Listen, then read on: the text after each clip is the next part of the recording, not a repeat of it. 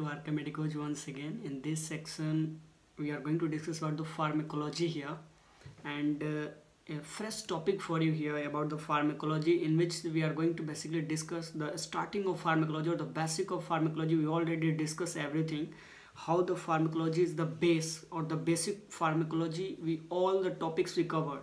You can go and watch the videos. For now, we are going to start the pharmacology with drugs, in which the first topic is coming here, the ANS, that is autonomic nervous system. And autonomic nervous system we discussed already in a topic about the neuroanatomy and the introduction of nervous system. We discussed about the classification, how the nervous system is classified.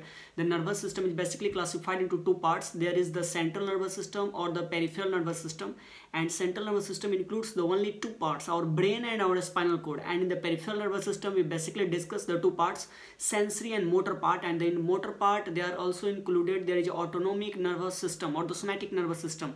The autonomic nervous system we are going to discuss, and in the autonomic nervous system is a part of motor nervous system or the PNS, and in the PNS is a part of nervous system. Basically in the autonomic nervous system we are going to discuss here sympathetic, parasympathetic and the enteric nervous system. We are going to discuss here only two, sympathetic and parasympathetic, and enteric nervous system we are going to discuss later stage of the pharmacology here. In the sympathetic and parasympathetic activity, how the drug action is occurring in our body, how the drug is used to be acted or the action is done by this drug in our body, how the nervous system is acting, how the drugs are binding to the receptors, what are the chemicals, what are the chemical mediators are binding to these receptors, and what channels are opening due to these drugs. We are going to see everything here. And first, before we are going to discuss all about the pharmacology or the pharmacological drug, we are going to discuss where this autonomic nervous system is located first, where they begins. They are beginning from the, first of all, the central nervous system is the part of brain and spinal cord. It is true, it is pretty true. In next point we are going to discuss from the brain and the spinal cord there is some fibers are originated, and these fibers are moving away from the central nervous system and enter or invade our body, or they invade our body parts. And what are their body parts? Suppose that in the thorax region, in the abdominal region, they are beginning, or they are starting, or they begins to start from the spinal cord, and they're moving in the different parts of our body or the different organs of our body, in the abdominal region or in the thorax region or the upper limb or the lower limbs. So these fibers are called as what? The beginning from the, or the begins from the spinal cord is called as the preganglionic fibers. And let me clear some words here. What are the ganglion? What are the, say, ganglia or the neurons or the nerve fibers or the tracts? The tracts are basically the collection of axon of the neuron in the central nervous system. In our central nervous system, in the brain or spinal cord, the collection of axonal part of the neuron are called as what? Tracts.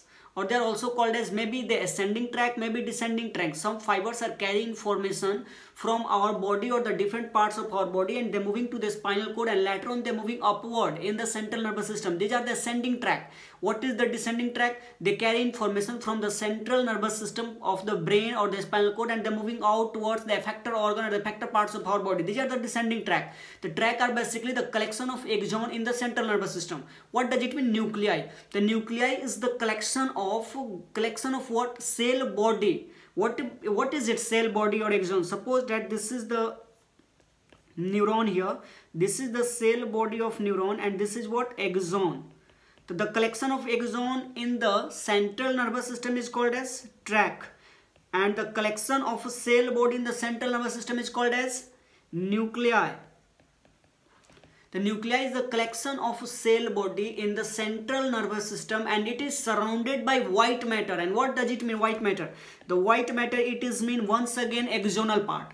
The collection of cell body in the central nervous system is surrounded with white matter, that is called as nuclei. In the what? Central or peripheral? In the central nervous system. Now we are coming to the peripheral nervous system, because here we are going to discuss only peripheral nervous system first. Later on we are going to discuss central nervous system. For now in pharmacology we are first discussing here autonomic nervous system, the sympathetic and parasympathetic system, and these all are the peripheral nervous system, parts of peripheral nervous system. If you don't know this classification, then go and watch the video about the neuroanatomy and the introduction about the nervous system first. After that you come here and understand what is happening here. In this section, we are going to discuss first of all these tracts, this nuclei, this ganglion. What is ganglion? The ganglion are basically terms of the peripheral nervous system. The ganglions are the collection of cell body in the peripheral nervous system. We can say like this. In the PNS, they are called as what? They are called as the ganglion here. So we can see there are several ganglions. What are the ganglions and how they are classified, the pre and post ganglionic structures, where they originated, we are going to see here. The first, for it we can see here one structure. Suppose that this structure is our central nervous system, because central nervous system included two parts, the brain and spinal cord. It is true. So suppose that here is the spinal cord. From the spinal cord, one nerve is originated. The nerve fiber or the neurons is originated, and they moving outwards from the central nervous system. This is the central nervous system. From this, there is a fiber is begin, and this fiber is reaching somehow the ganglion, and ganglion is a part of autonomic nervous system. An autonomic nervous system having two parts, sympathetic nervous system and parasympathetic nervous system.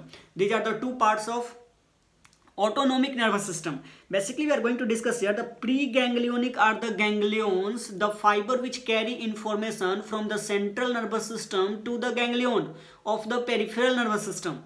These fiber are called as peripheral ganglionic fiber, or the preganglionic fiber, or the preganglionic collection of neurons. Next, we can see the postganglionic neuron, the collection of the sending information from the ganglion to the effector organ, or to the effector organ or the different organs they innervated. That these fibers are moving from the ganglion to the effector organs or the different organs. These fibers are gets innervated. So these are called as the postganglionic fibers. There are two types of fibers are located in our peripheral nervous system. That is preganglionic fibers before the ganglion and after the ganglion, which are reaching to the different parts of the body. They are called as postganglionic fibers. It is true. It is pretty true. Now we are going to discuss what are the sympathetic and parasympathetic nervous system is. Sympathetic and parasympathetic nervous system we can see in this diagram here. First, we are going to classify this.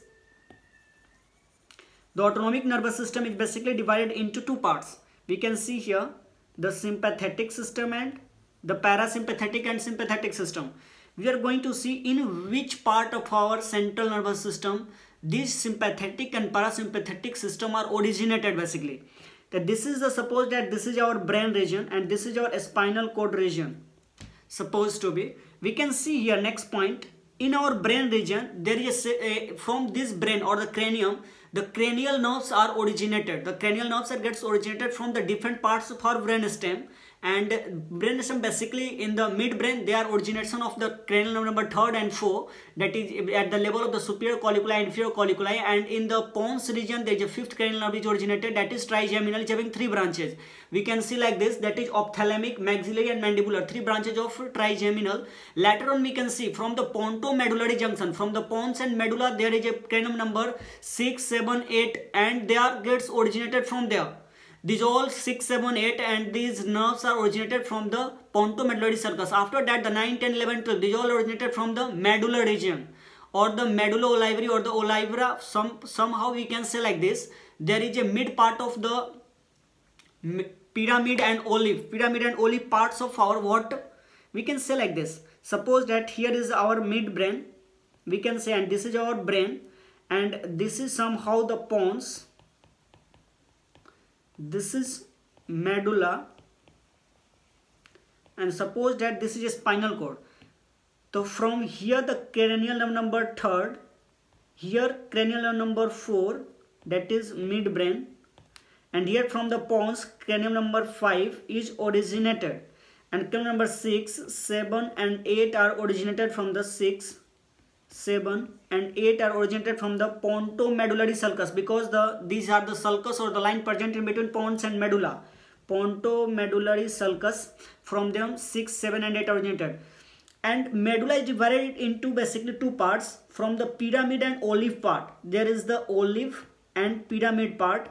These are the division of our medulla oblongata. We can see from here and here the 9, 10, 11 and the 12 are originated. there is a 12, 11, 10 and 9. These all cranial nerves are originated like this. These all are the region is the brainstem. From the brainstem, these all cranial nerves are gets originated. So now you can tell me the cranial nerve number 3, 7, 9 and 10 are the cranial nerve. Yes, it is the cranial nerve. They are originated from your brainstem. It is true. They are originated from the brainstem. So we can say like this. The cranial nerve basically 12 in number, or they are the 12 in number. Out of the 12, 4 cranial nerves are the parasympathetic in function. They are regulating the parasympathetic function. What is the role of parasympathetic in our body? We discuss later. But for now, you have to memorize out of 12 cranial nerve, 4 cranial nerve are the parasympathetic in nature. That is the 3, 7, 9 and 10. The third one is the name oculomotor. Fourth one is trochlear, and we can say the 9th and 10th. 9th one is called as the glossopharyngeal and 10th one is vagus. These all are the cranial nerves are the parasympathetic in nature, and they are functioning like a parasympathetic activity. The parasympathetic is located in our brain, craniosacral region. Some parts in the cranium means brain, and some parts in the sacral region of our spinal cord. In the sacral section of our spinal cord, we look at here S2 to S4 segment. These are the craniosacral segment of the parasympathetic is regulating, and sympathetic system is located in the thoracolumbar section. Thoracolumbar section of our spinal cord. So where is the sympathetic system is located in our spinal cord? There is a thoracolumbar. It means in the thoracic section of our backside, in the thoracic section and the lumbar section of our spinal cord. These fibers are begins, or these fibers are gets originated in that area. After that, we can see the next point is it where the fibers of parasympathetic is originated from the cranium and sacrum region. What part of cranium? The cranial nerve nuclei 3, 7, 9 and 10. That is oculomotor, trochlear, 9 glossopharyngeal and 10 will be the vagus. These nerves are originated. We can see in the sacral region what part of sacrum? That is S2 to S4 segment of the sacrum. Next point we can see what thoracolumbar region the sympathetic parts are originated. At the level of T1 means thoracic. T1 means thoracic T1 vertebrae level, and the L2 level, the lumbar K2 vertebrae level. These all are the region from that much T1 to L2 level. All the fibers are the sympathetic in nature. Their action will be sympathetic in nature. And what is the action of it? We discuss later. What is the function of parasympathetic? We discuss later. For now, we have to memorize where the sympathetic system is located in our central nervous system, and where parasympathetic system is located, or they begins from that area. Where is it? The thoracolumbar region and the craniosacral region. Maybe, hope it will be clear for you. Next point we are going to discuss here. We can say here.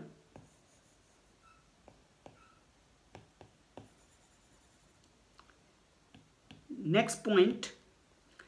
This is the preganglionic fiber. Just now we discussed before the ganglion any fiber is preganglion, and after the ganglion any fiber is postganglion. So in the sympathetic system, the preganglionic fibers are more closer to the central nervous system. It means the preganglionic fibers are shorter. These preganglionic fibers are shorter. This is what preganglionic fibers. Preganglionic fiber. This preganglionic fiber is shorter, and postganglionic fibers is longer. In which phase? In sympathetic nervous system.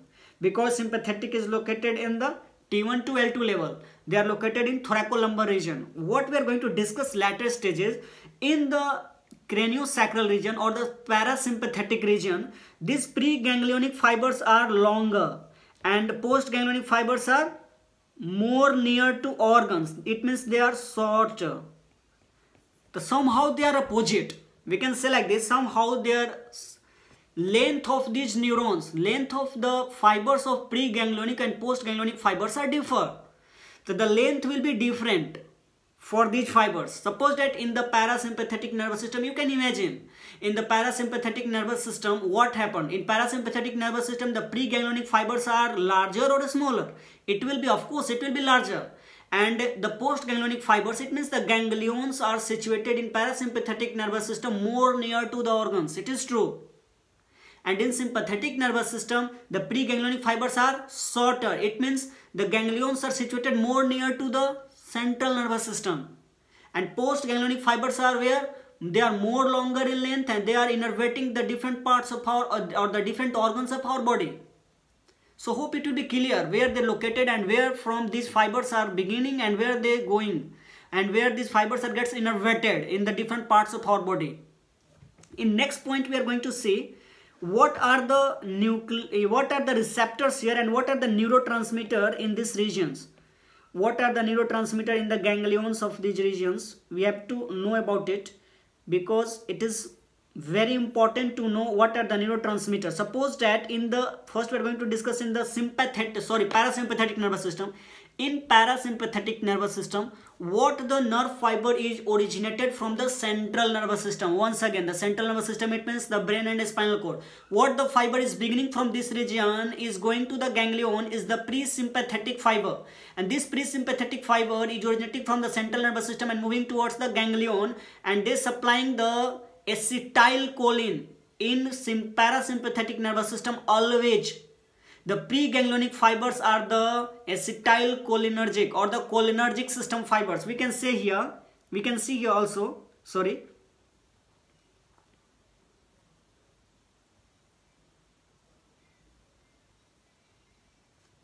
Wait a minute. First we have to see this one. Let me clear everything. In parasympathetic nervous system, we discuss what is the main region. The cranial nerve nuclei 3, 7, 9, 10 will be present. Yeah, where they located in the brainstem, pons, medulla, and the midbrain.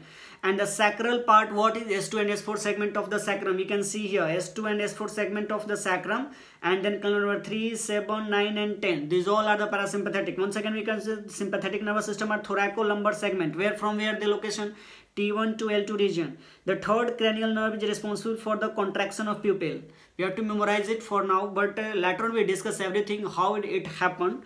And ganglion. What is ganglion? I already told you. This is the collection of neuronal cell bodies in the peripheral nervous system. In the central nervous system, the collection of cell body is called as nuclei, and they are surrounded by white matter.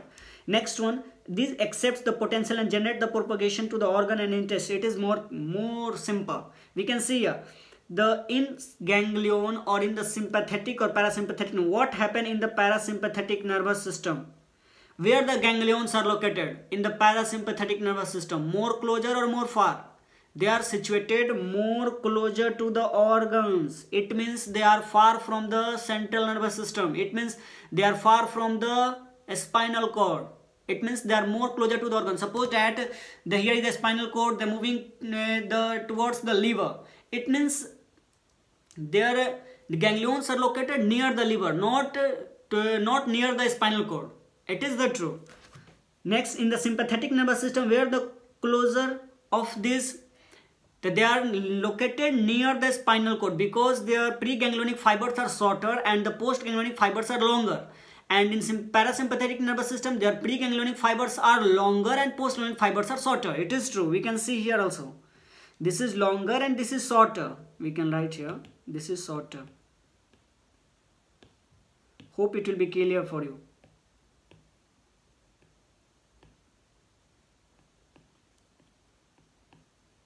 This section is most complicated part in pharmacology, so we have to understand it because everything is depend on this. Either you learn or you memorize everything. Before it, you have to know about it, how it function and where they located in our body and how they're functioning. What are the fibers? Fibers are basically the acting like electrical wires.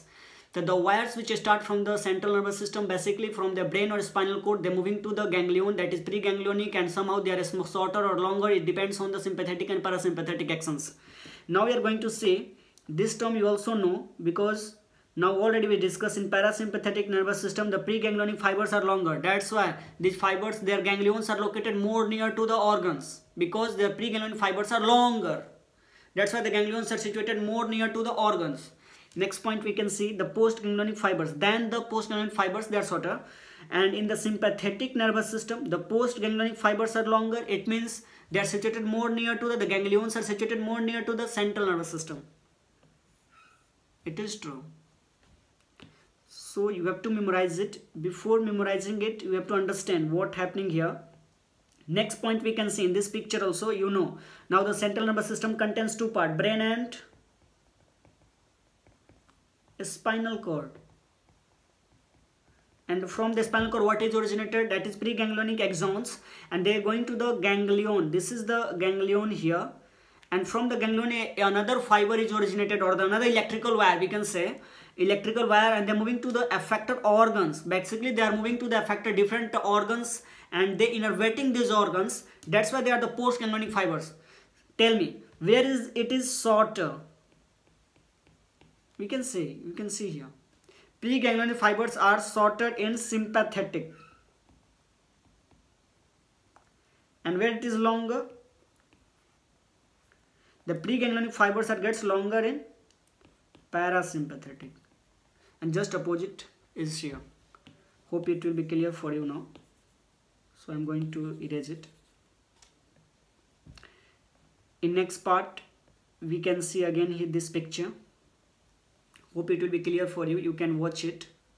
Next point we are going to discuss here, what is the mechanism of propagation of action potential? What is action potential? Basically the action potential means the transmission of electrical impulses from one neuron to the another neuron. How it happens? Suppose that this is the one neuron, and this is the another neuron, and this is the another neuron. So basically suppose this is the main transmission of impulses way. You can also discuss this all, we are already told, I already told you about this, कि the impulses transmission from the cell body towards the axon is the forward axonal transport. This transport is called as forward axonal transport. We discussed this everything in the general physiology part, so you can go and watch it in the general physiology, how the forward axonal part, or the forward axonal transport, or the reverse axonal transport. The reverse axonal transport is happen from the axon to cell body, axon to cell body. This is called as reverse axonal transport. It's happen in some mental diseases like the poliomyelitis or the herpes virus infections. So we are not going to discuss, this is abnormal condition or the pathological condition, the reverse axonal transport. The forward axonal transport is basically when the impulses transmission from, suppose that here is the dendrites, they collecting information and they sending to the cell body. Later on the cell body, from there these impulses are going to where? These impulses are moving towards the nerve terminals, and they transmitted their impulses by the release of neurotransmitter, and they again transmit to the another neuron, and in this way these impulses are gets transmitted, and this is called as the propagation of nerve impulses, or the electrical stimulus gets transferred here. So these are due to the neurotransmitter release. There is a chemical messengers are present through which these neurons are gets talking to each other. We can see somehow, suppose that this is the neuron number 1 and this is the neuron number 2. So what happened, the neuron number 1, this is the what part of the neuron number 1? This is the neuron number 1 part is here, and neuron part number 2 is here. We can see that this is the which part? Cell body. Yeah, this is the cell body part. And what is this part? This is the terminal part of the first neuron. Terminal part or the synaptic part. So hope it will be clear for you now. Now we can see how this mechanism is working here. Suppose that on this, before this, there is a electrical impulses propagation is like this. Electrical impulses propagation in this like this. We can see, suppose that this is the neuron, and there is electrical impulses coming. They're moving inside its on their membrane, and they're moving and reaching at the end terminal, and here is the neurotransmitter release, and again another neuron is present here. On its there is a receptor are present for this neurotransmitter, and these neurotransmitters are binding to it, and again the impulses are transmitted. So this is the basic way of the transmission of impulses. And for now we are going to see here in this picture what happening here, how the impulses are get propagated. So we are going to cut a small section of the first neuron, it means the terminal end, and the second part neuron, it means there is a cell body. So we can say, suppose that there is impulses are coming in that way, and these impulses are reaching at the terminals.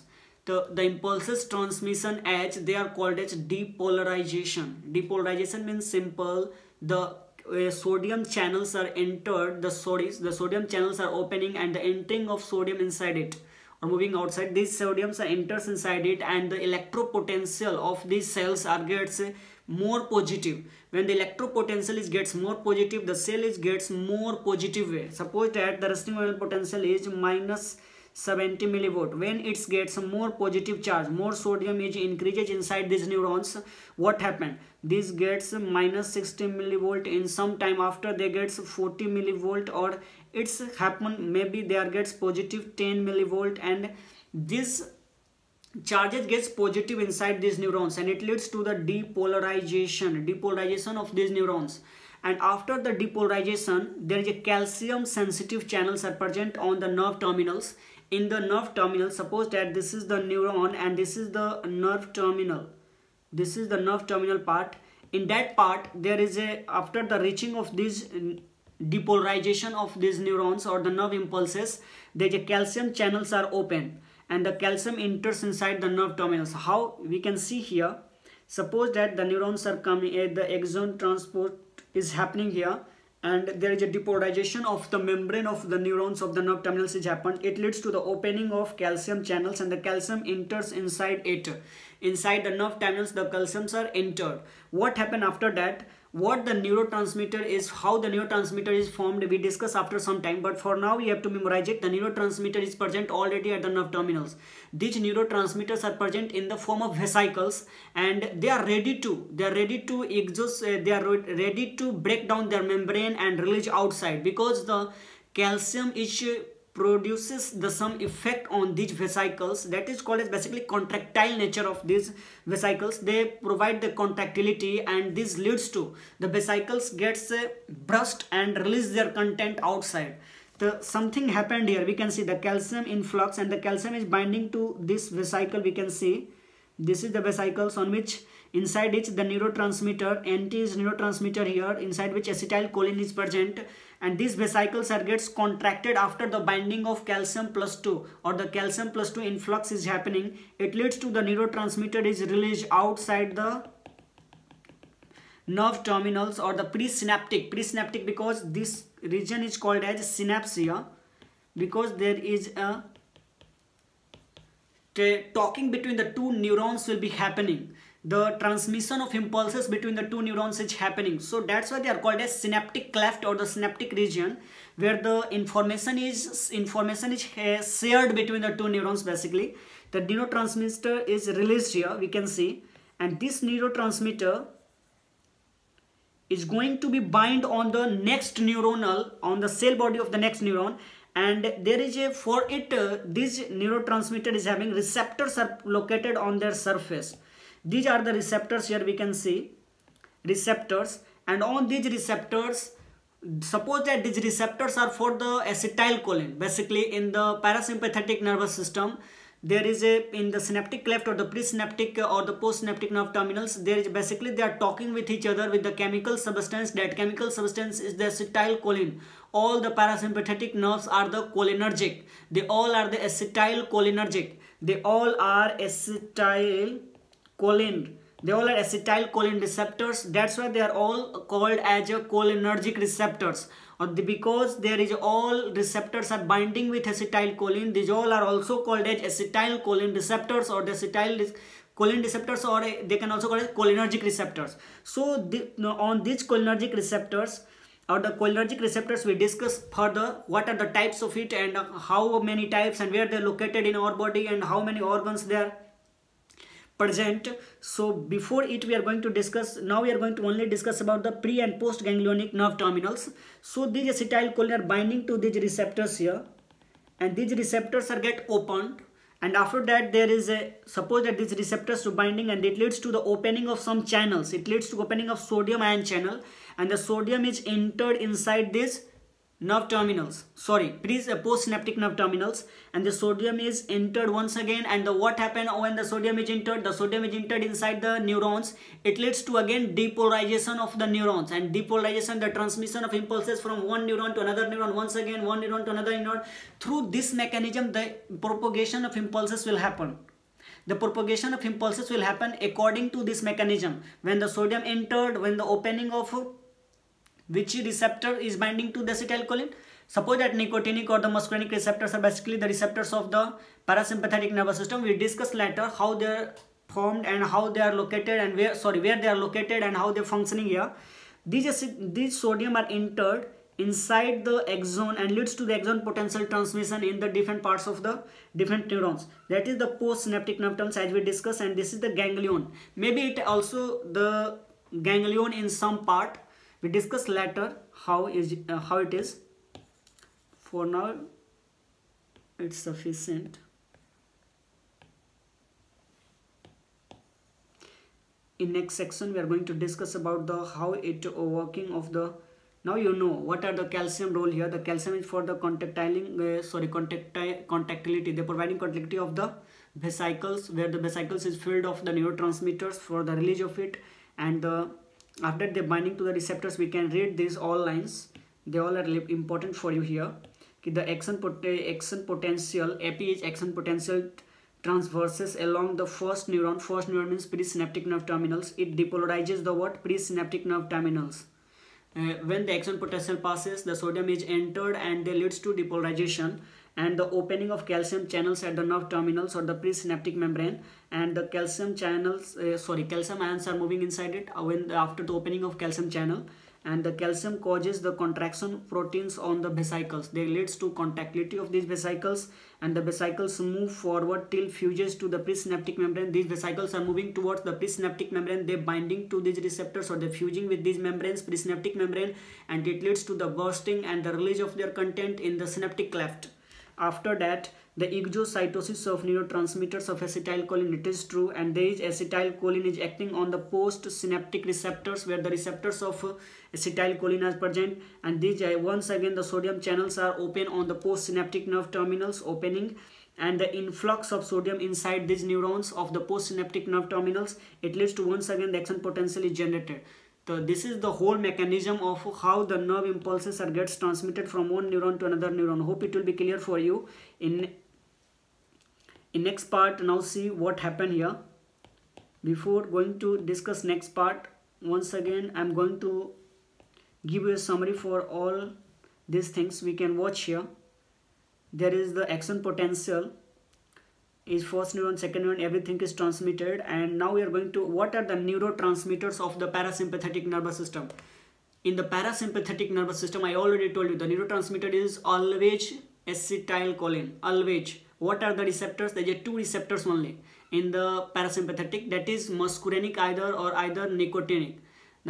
Yeah, it's different types of muscarinic and different types of nicotinic, but for now you have to memorize it. In the parasympathetic, only two types of receptors are present, and the neurotransmitter, what are the chemical substances through which these receptors are talking, that is called as acetylcholine.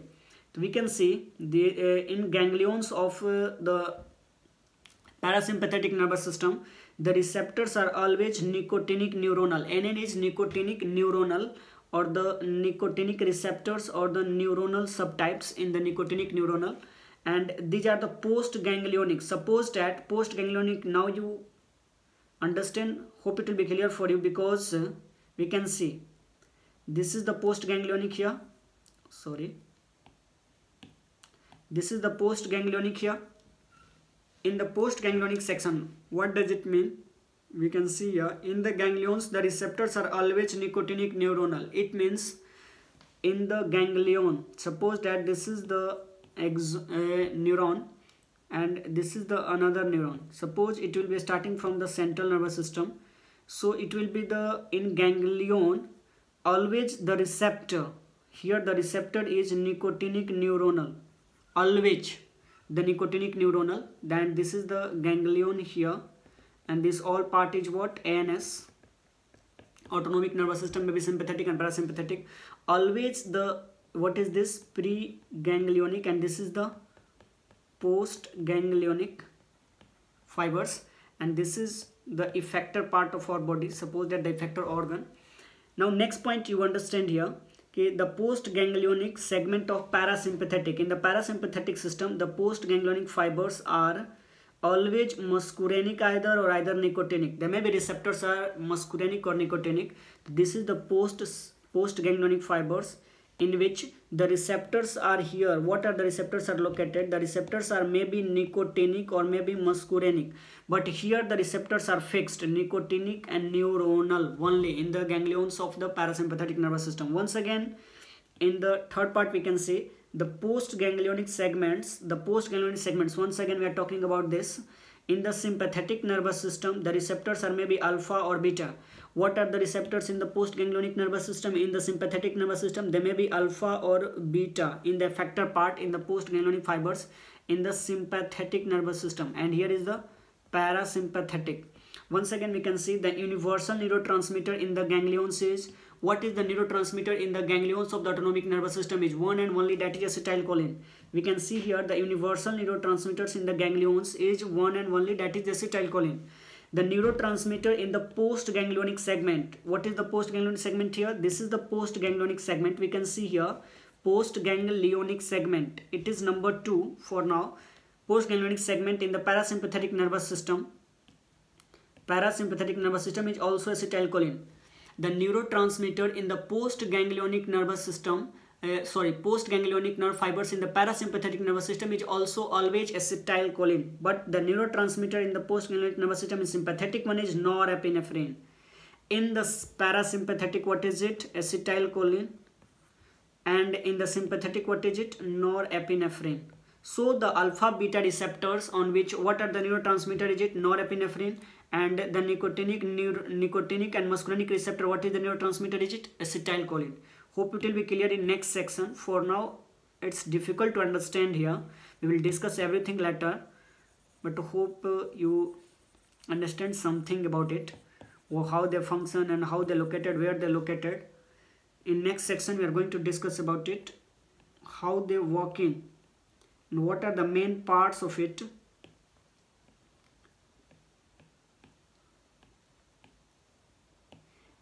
And what are the pre and post ganglionic fibers are here for the actioning. Hope it will be clear for you now. We can see the some exception here. These all are the what we discuss here. Everything is clear for now, but some exceptions means some post ganglionic fibers of the parasympathetic is not regulated by the acetylcholine, regulated by the something else, and in the some sympathetic action is also not regulated by the epinephrine. Sometimes they are regulated by the acetylcholine. What are the organ that where these hormones are gets changed? We can see here in the post ganglionic fibers. In the post ganglionic, now clear for you where is the post ganglionic. In the sympathetic nervous system, suppose that the sympathetic nervous system where this begins, thoracolumbar section, and the postganglionic fibers after the ganglion, they're going to the different types of organ. Where they, what are the organ is it? Sweat gland is an organ, and the adrenal gland is also an organ. Adrenal gland or the sweat gland on which acetylcholine is the neurotransmitter. In which part? It is most important point. In the sympathetic system, postganglionic fiber is regulated by acetylcholine. And what is the main part? The postganglionic fibers in sympathetic, normally it is regulated by the norepinephrine. NE means norepinephrine. They are normally regulated by the norepinephrine. Normally, but here exception. The acetylcholine is present in the sweat and adrenal gland.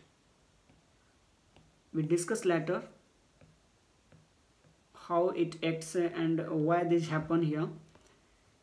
In next point we can see the dopamine. Dopamine is a drug basically, and it is also a neurotransmitter.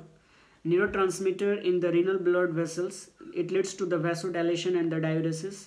This point we discuss later. For now you don't understand it, what happening here, so leave it for now. In the parasympathetic nervous system, now we are going to discuss how these neurotransmitters are formed and how they are going to be extracted here. So the parasympathetic nervous system is, now we are going to discuss in this section about the neurotransmitter synthesis. Parasympathetic nervous system is the main neurotransmitter is acetylcholine. So we are going to see how the acetylcholine is synthesis in our nerve terminals. So basically the raw materials for the synthesis is coming from our cell body. Basically all the contents are synthesized, the protein synthesis will happen inside the cell bodies, and these proteins are coming to the nerve terminals, and there is a synthesis of neurotransmitter is happen, and inside the vesicles they get stored. So we are going to see how the acetylcholine is synthesized, where the acetyl or the choline will come from. The acetyl or choline will come from where we discuss later. For now we have to memorize it.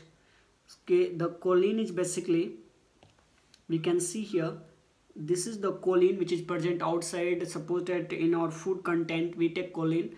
This choline from the food content or the blood circulation, they reaching to the nerve terminals, and they enters at the nerve terminals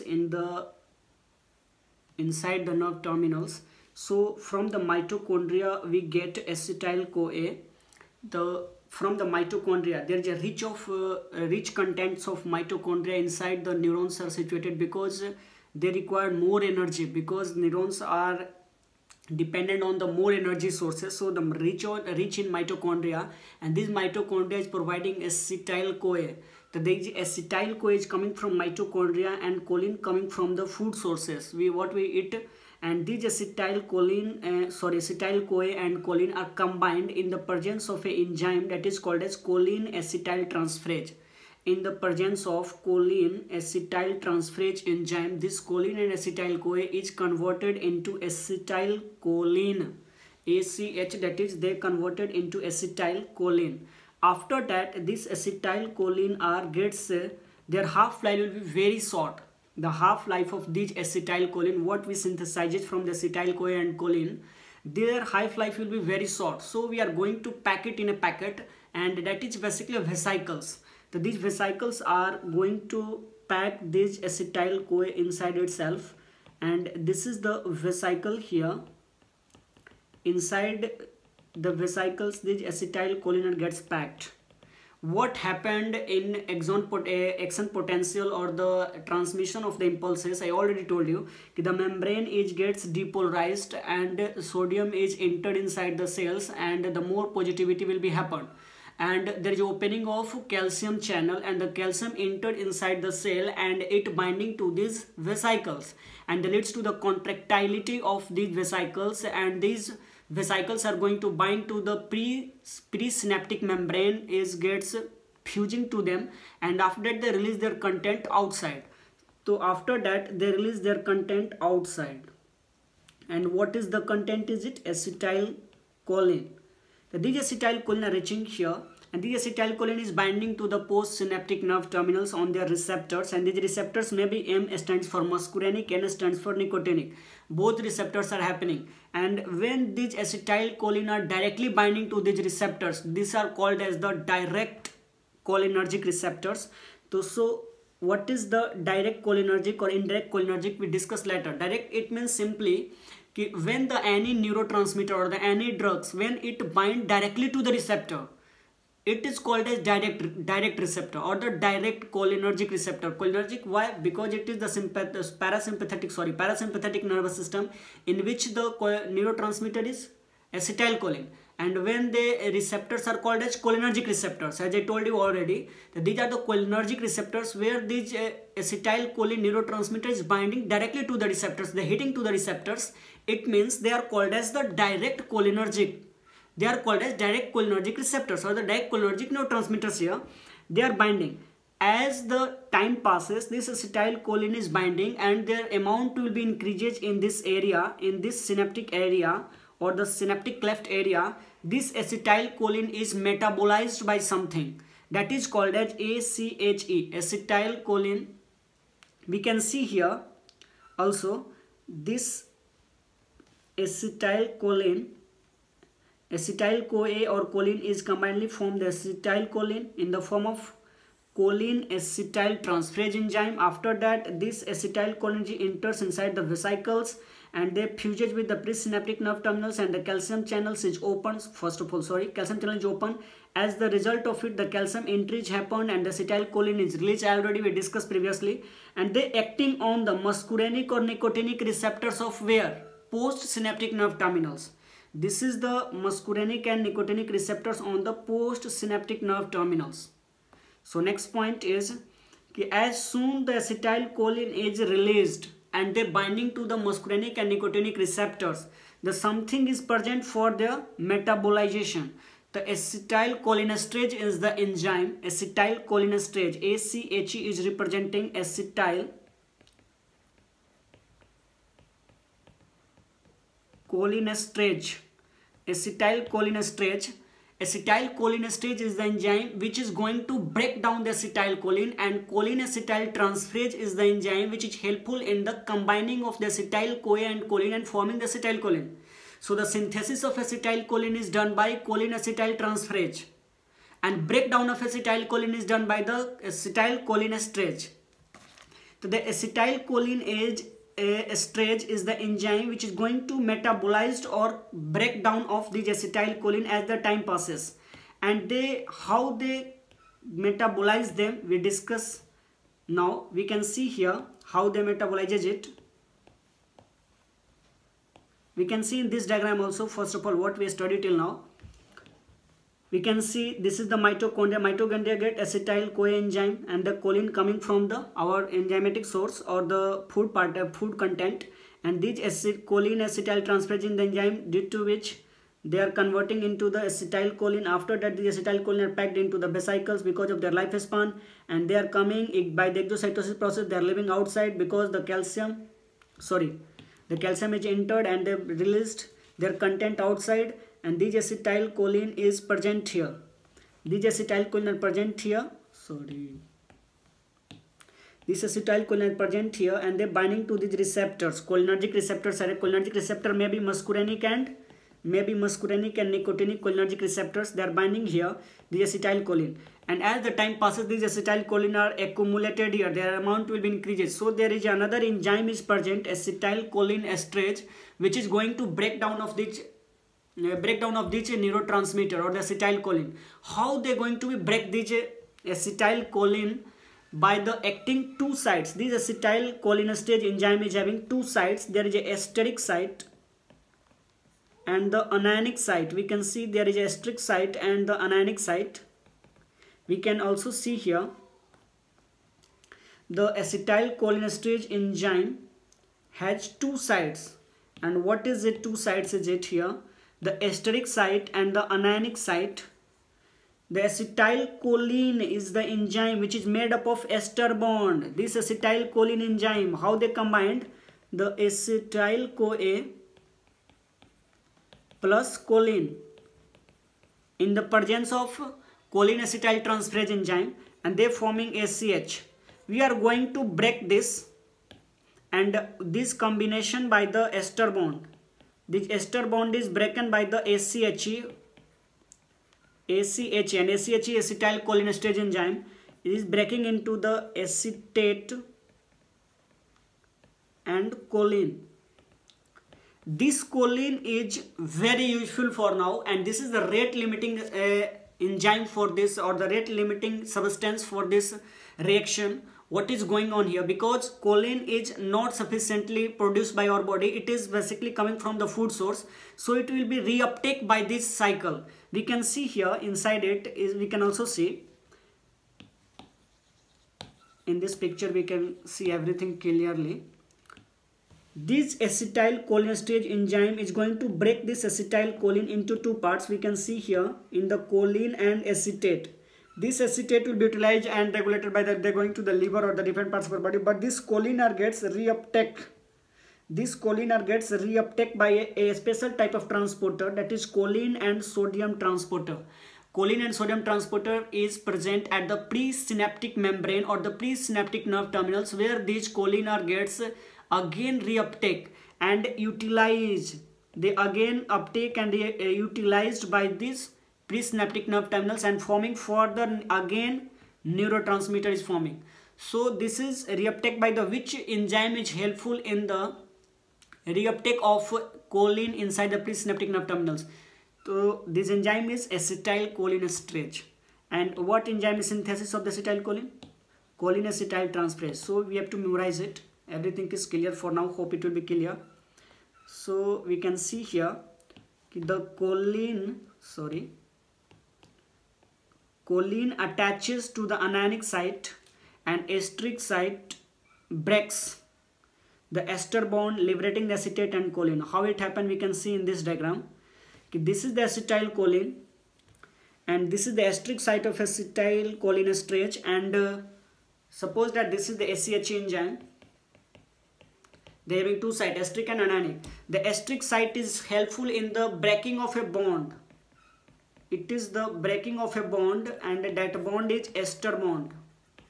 So the ester bond is breaking by the esteric site, and the anionic is for the choline transportation. These are helpful in choline transportation. The choline is moving, and reuptake of choline again and again. The enters here we can see in this phase. So reuptake of choline, and it is the rate limiting stage of the synthesis of acetylcholine, because when the choline is not available for the further synthesis of acetylcholine, so it will be acetylcholine is not synthesized and the neuronal activity is absent, or the neuronal activity will be decreased. So it is the rate limiting step for here. In next step we can see what happened here later. For now we are only discussing these receptors, how they are working and where they are located, what are the main functioning of the. Now hope it will be clear for you what is the acetylcholinesterase and what is cholinacetyltransferase, and what are the neurotransmitters which are located in the sympathetic nervous system or the parasympathetic nervous system, and how they work. Everything is clear for you now. If there is any problem in understanding of these things, you can contact me. Everything is available everywhere as I told you previously. So let me give 5 seconds more. I'm making clear it for you to see clearly everything. Hope it will be clear from here. Now we studied this line. This choline, what the choline we break down after the acetylcholinesterase enzyme is taken back into the presynaptic neuron. It is true, I already told you. Okay, what happened? They are moving towards the presynaptic neuron, and this is called as reuptake of choline once again in the presynaptic nerve terminals. And the reuptake of choline is considered as the rate limiting step of the neurotransmitter synthesis. And what is the neurotransmitter we are going to synthesize? You know now, that is the acetylcholine. And what is the neurotransmitter of parasympathetic nervous system? Acetylcholine. Now we are going to see what are the drug acting here in the synthesis of acetylcholine. In the synthesis of acetylcholine, basically we discuss here, there is some drugs which are the drugs which going to block the synthesis of this neurotransmitter, that is acetylcholine. And where these drugs, hope it will be excellent. What are the name of these drugs? We can see here in this. I am going to mark and ask you. Here is the hemicolonium is the drug which is blocking the entrance of choline inside the presynaptic nerve terminals. The hemicolonium is the drug which is blocking the entering of choline into the presynaptic nerve terminal. So this choline is not available for the further synthesis of acetylcholine. Next we can see here vesamicol. Vesamicol is hemicolonium is the first.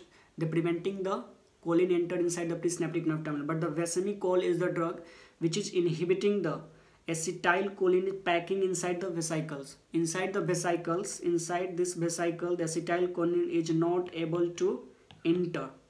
So what drug is preventing the binding of acetylcholine inside or the entrance of acetylcholine inside the vesicles? Vesamicol.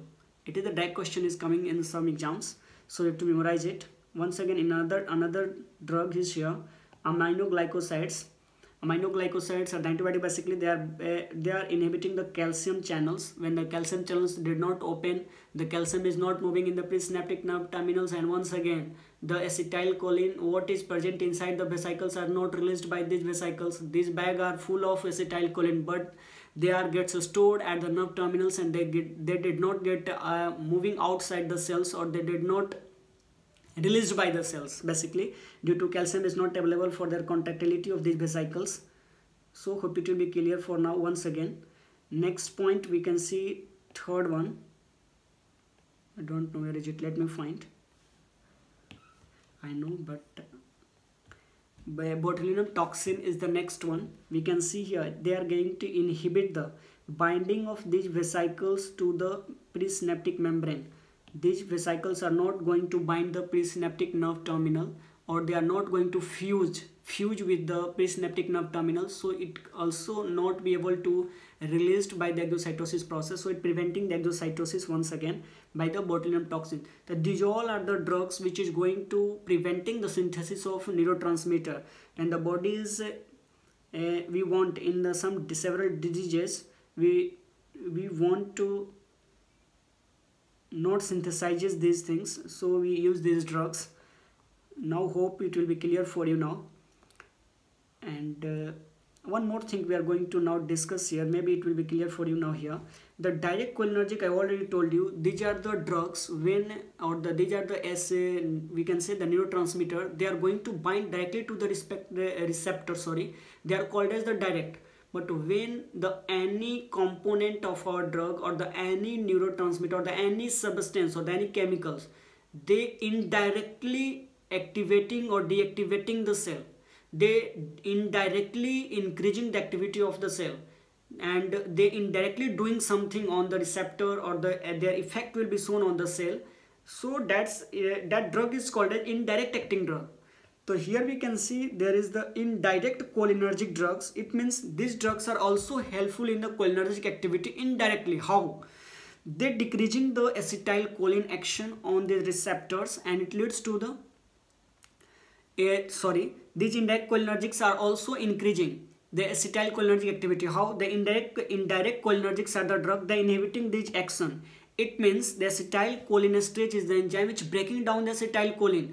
But when these indirect cholinergics are acting on the acetylcholinergics or the acetylcholinesterase enzyme, this acetylcholinesterase is not going to break down the acetylcholine, and they are gets accumulated in that area, and their receptor function will be increased. So it will be also called as cholinergic action. They are parasympathomimetic action, or the mimetic means what is it, we discuss after sometimes. We can see for now, hope it will be clear for you now. Next, what are the drugs we discuss ever? We are going to just read it. Hemicholine, where is it? They are similar to choline. They block the uptake of choline by the presynaptic nerve terminals, as I already told you. They are used in the several animal experiments. We used the hemicholinum in the animal experiment basically. Vesamicol blocking the acetylcholine by the vesicles. The uptake of acetylcholine is not able to uptake the acetylcholine inside it, and the acetylcholine gets destroyed because their half-life cycle will be very short. And they are also used in animal experiment. The aminoglycosides, they blocking the calcium channels. The calcium did not enter inside the presynaptic nerve terminals, so the blocking the presynaptic calcium channels, and the calcium entry is prevented. And they are used produces neuromuscular toxicity here. The neuromuscular function will be affected. And the bangarotoxin or the botulinum toxin are the drugs. They blocking the acetylcholine released, and the absence of acetylcholine release, the muscle do not contract, and the patient is having respiratory failure also in some cases. So the botulinum toxin is dangerous, so stay away from that. The absence of acetylcholine released leads to the muscle contraction is absent, and the respiratory failure is happening in any patient. In next section we can see, suppose that the muscle tone is lost in the floppy patient. The infant is having botulinum diseases.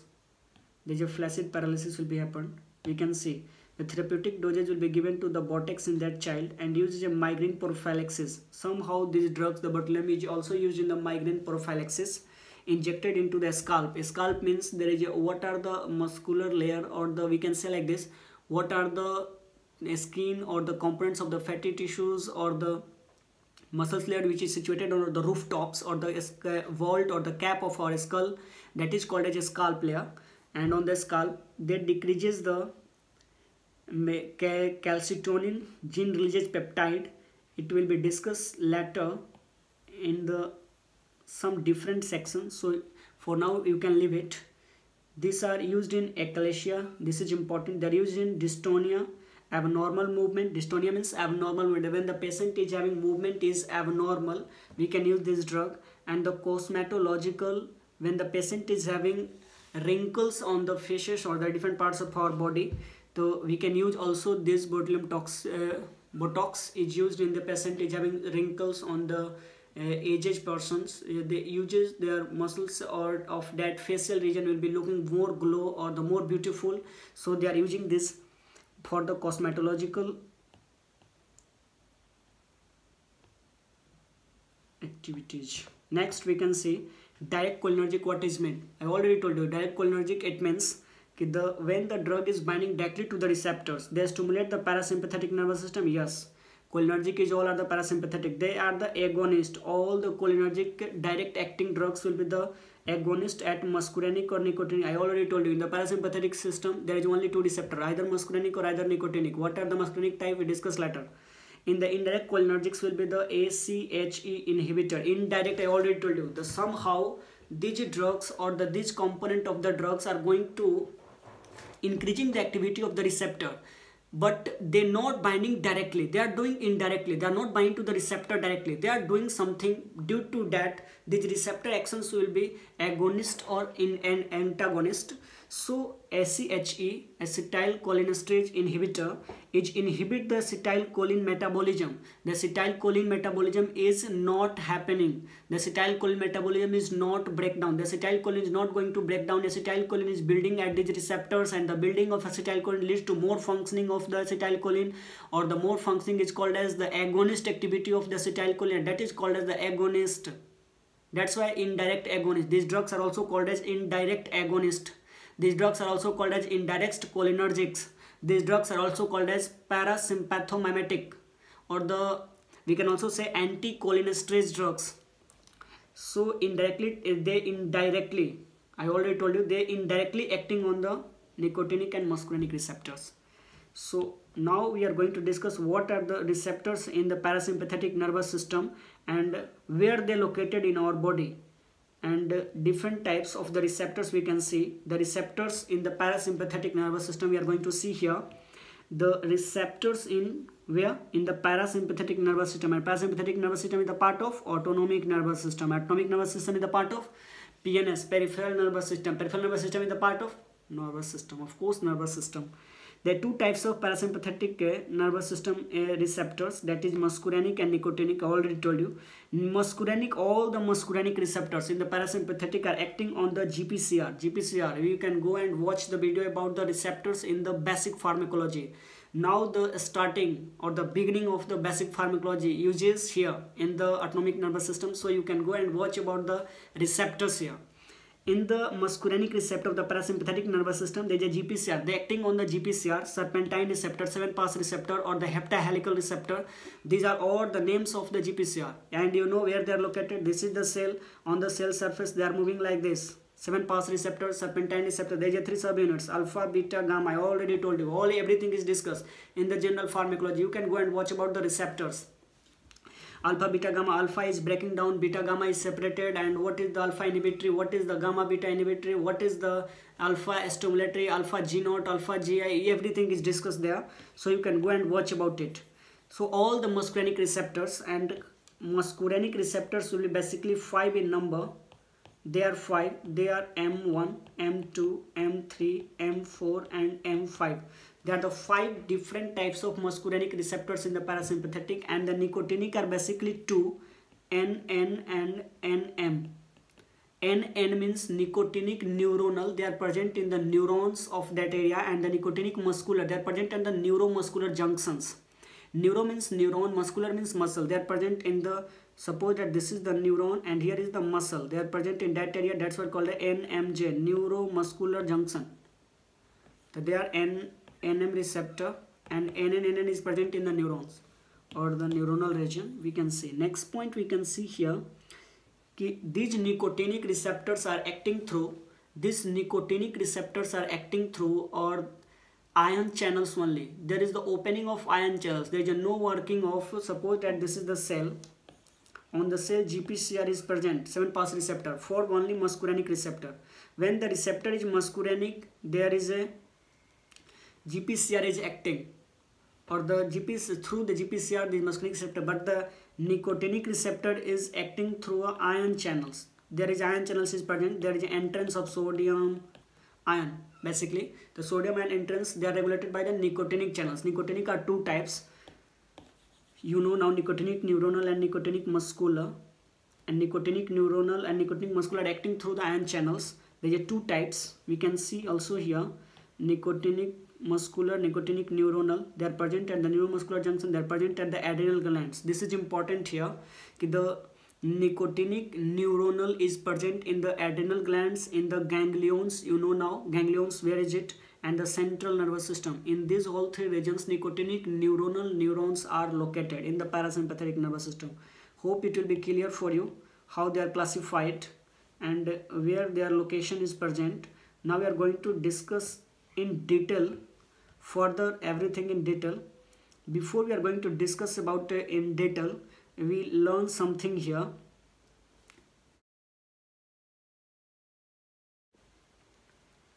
So you already discussed the receptors in parasympathetic nervous system is basically two types, nicotinic and muscarinic. Muscarinic 5 types, and nicotinic is nicotinic and nicotinic muscular. Nicotinic muscular we are going to discuss here about little. Nicotinic muscular is basically present at the neuromuscular junction, and all the neuromuscular junction, we know all the neuromuscular junction is what? They are located between the neurons and muscles. The neuromuscular junction jamming is, there is any abnormality, it leads to the muscular function will be lost. So we can see in this section the muscular types of nicotinic receptors will be the muscle responsible for the muscle contraction, and there is a clinical correlation is something here. We can see here what are the clinical correlation. The first, myasthenia gravis is the disease in which the muscle contraction is affected. Next one is, this is the myasthenia gravis is autoimmune disorder, and the antibodies produced against the bodies, antibodies produced by the bodies against this nicotinic muscular receptor or the nicotinic muscular receptor, what is present at the muscular junction, for them there is antibodies are present and they damaging these receptors. And when the nicotinic muscular receptors are damaged, what happened? You can think about it. When the receptors are lost, these nicotinic muscular receptors, nicotines are not going to bind it. It means the receptors are lost totally, and the antibodies block these muscarinic receptors, and the decrease in muscle contraction. Of course, when the receptors are get blocked by something, antibodies, it leads to the muscle functions will be inhibited. Basically the muscular function, all the muscular functions will be affected here, and it leads to the muscles fatigue in the early stages. Next point, we can see the nicotinic neural subtypes. There is a 3. They are located present in adrenal, ganglions and CNS. Already I told you they are present in the 3 regions, nicotinic neuronal. Basically nicotinic receptors and neuronal type is present in the adrenal glands, ganglions, and the third one is they are present in the CNS region. And in next section we can see in the adrenal, basically in the adrenal medulla region. You know, adrenal medulla is basically secreting the neurotransmitter acetylcholine. They are present in the region. This is the exception one. You know, ganglions, there is a receptor responsible for the regeneration of the axon potential in the ganglions, and the CNS, they are providing excitation of the neuronal activities, or they leads to the seizure in the nicotinic toxicity. Basically when the patient is having nicotine toxicity, it leads to the excitation, hyperexcitability of the activity, and leads to seizure development in the patient. And about the patient is having any acetylcholine binding to the adrenal medulla cells. Adrenal gland having two parts, adrenal cortex and medulla. The medulla is basically secreting, you know, catecholamines, norepinephrine, epinephrine, and what dot, that is dopamine. So this epinephrine amount will be increases in the vesicles, and the cortisol the decreasing. The epinephrine goes into the plasma, the increasing, and it is a hormone, not a neurotransmitter. The epinephrine is not a neurotransmitter at that time.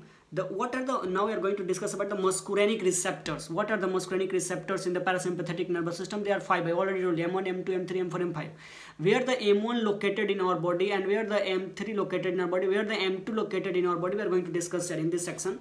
So basically in this section we can see the receptor types here. Here is the location where they are located, and here is the function. What are their function of it?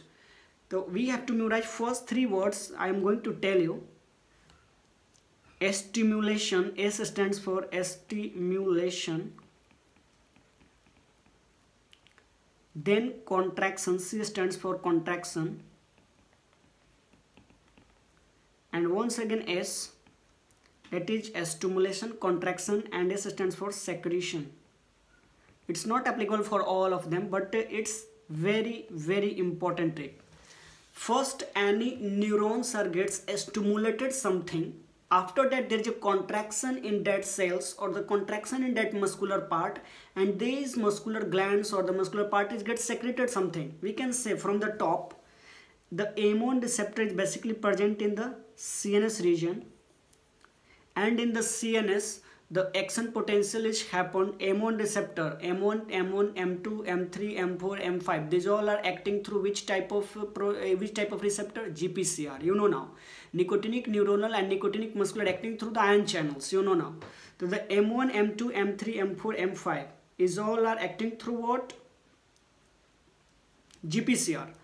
And in the pharmacology receptor section you can go and watch which one is GI inhibitor, GI stimulatory, or the GI not. You can go and watch there, because it's not enough time to discuss everything here. I already discussed in the pharmacology section there in the basics part. So M1 receptor is basically present in CNS and in GIT. In GIT they increases secretion. How this secretion is increased? Parasympathetic activity is mainly increasing everything. Parasympathetic, I am going to tell you in one line. The parasympathetic activity is basically increasing everything. Where these receptors are located, these receptors are functioning as they are activity of these cells, activity of that gland, the activity of that area will be increased. So first they're going to stimulated by the electrical wire, that is neurons, and they gets contracted, and after that they gets secreted something. Suppose that in our GIT or the gastrointestinal tract, what happened? These neurons are get stimulated, then their muscles are gets contracted, and digestive juice or the digestive secretions will be happen. That digestive secretions will be released there. So we can see the secretions will be increased. Why secretions will be increased? First they gets stimulated GIT, then it gets contracted in their muscles, and then secretion. Same we can see for the CNS. In the CNS, calcium channel is released more, and it will be leads to the action potential will be increasing more, and the cognitive functions will be increasing inside the brain. Cognition function is increased. About the drug, that is taclifensin is a drug which is M1 agonist drug. They increasing the activity of M1, means M1 receptor which are located inside our brain. Their activity will be going up, means they increasing the activity of M1 receptors which are they located in the central nervous system. Their activity will be increased. It means their cognition function will be increased. It means some disease in which cognition is decreases. So we want to increase the cognition activity. We have to do in the Alzheimer's disease, the patient is having decreasing something, and that is the cognition is decreased. That is the amnesia. That is patient having forgot about everything, forgot about past.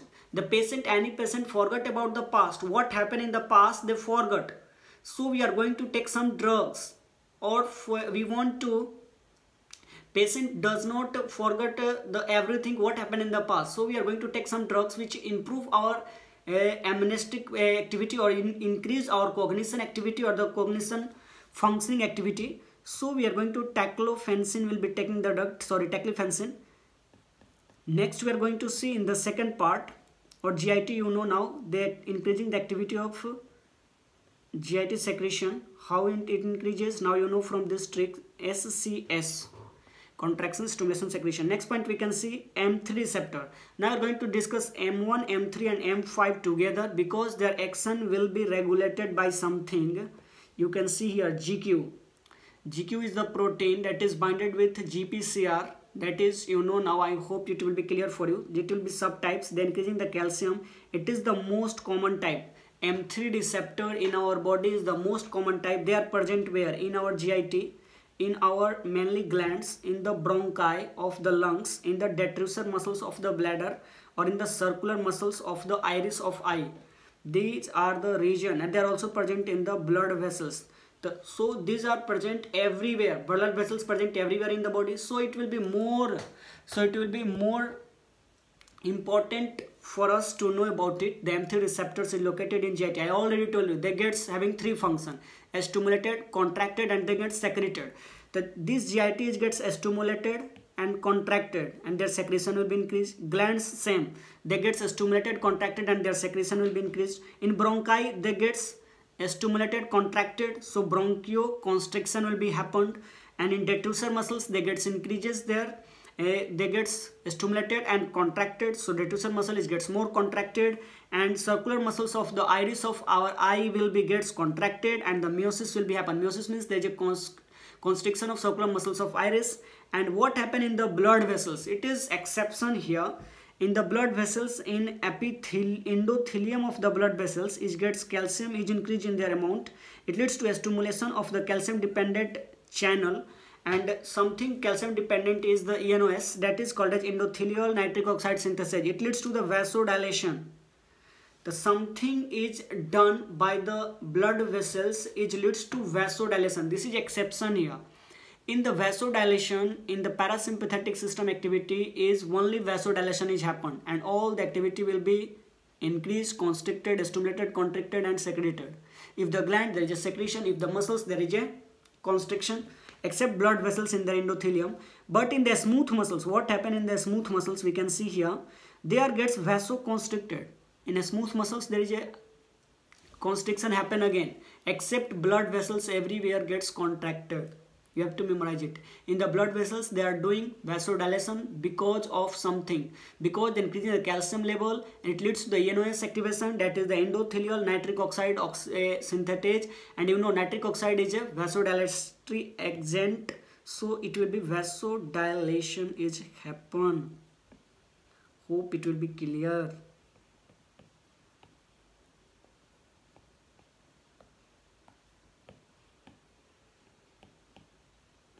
Next section we can see, already told you, M5 section is M5 receptor is present in the central nervous system. There is a limited role, so we are not going to discuss what is the M5 role is here in our central nervous system. M2 and M4 is basically, the M2 is most important here because it is present in the heart, and they decreasing in the heart, it leads to the bradycardia. Parasympathetic activity leads to the bradycardia.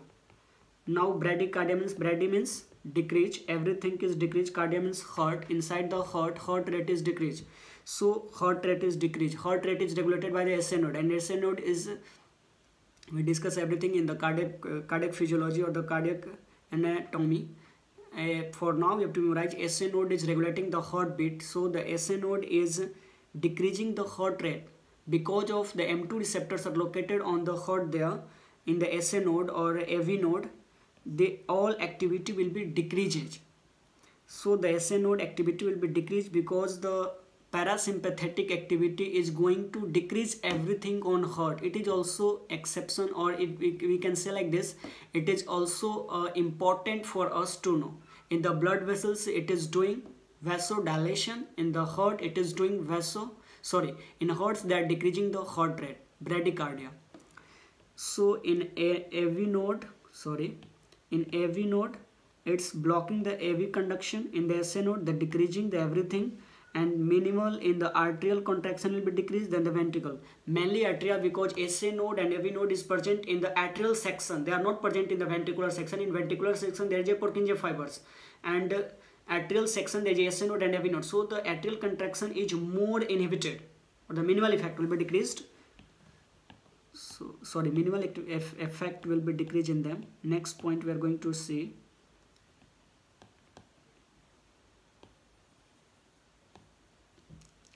and they are regulated by the GI subtypes of the G protein.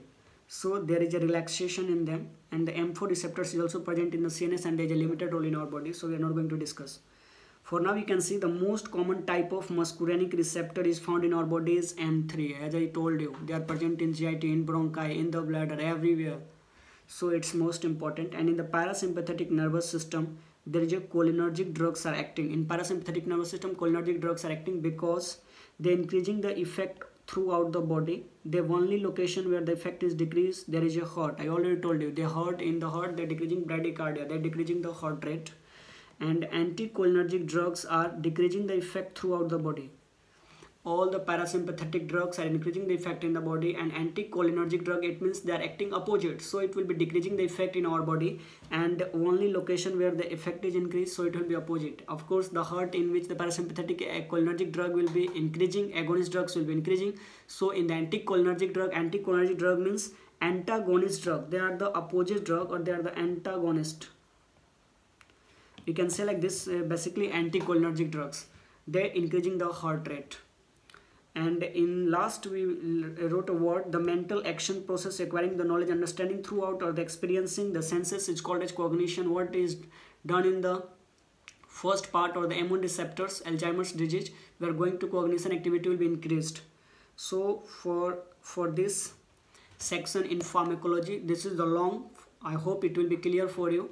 This is the basic part of the autonomic nervous system, in which we are going to discuss about the all the things about the parasympathetic nervous system. In next section we are going to discuss about the drugs, what the drugs in the parasympathetic nervous system are acting, and what are the cholinergic drugs, what are the anticholinergic drugs. Later on we are discuss the sympathetic drugs as same as we discuss parasympathetic. So it will be everything is in concise form for you here, so you can study very well pharmacology with me, and hope it will be clear.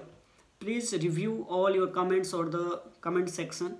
It's also motivation for me to see you there, and also know you watching or learning something in pharmacology there with me. Pharmacology is a very vast and very understandable subject. You want to understand, then it will be clear for you. Otherwise you learn, you can learn. It depends on you what you want from what you want in future. So thank you from my side, and take care. Bye bye.